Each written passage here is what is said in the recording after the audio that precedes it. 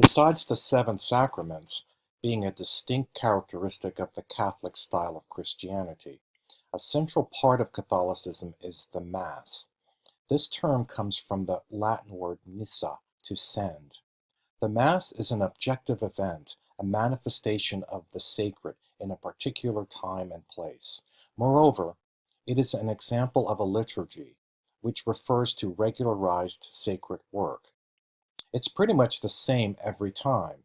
This is one of the reasons my nickname for Catholics are 1 hour people. As far as its objective nature, it matters less what the subjective states happen to be of participants or if anyone attends. We are in the middle of a global pandemic. Guess what is happening at many Catholic churches? Masses. The Pope just gave a Mass on Easter with no one in attendance.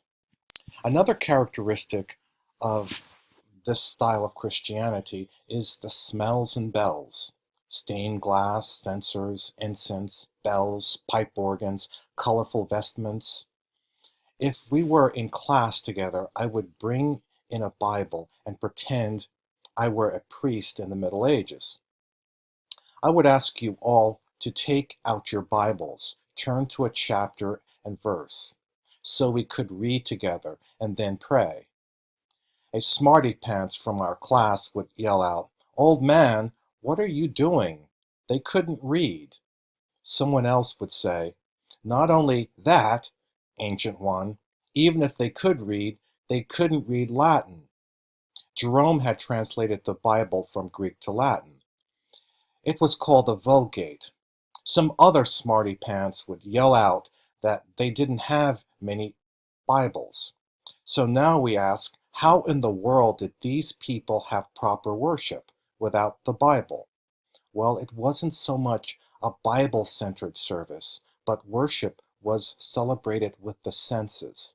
The stained glass told stories. Gregorian chant and organum was supposed to have a syntonic and cathartic effect. The very cathedrals were designed to give a feeling of awe.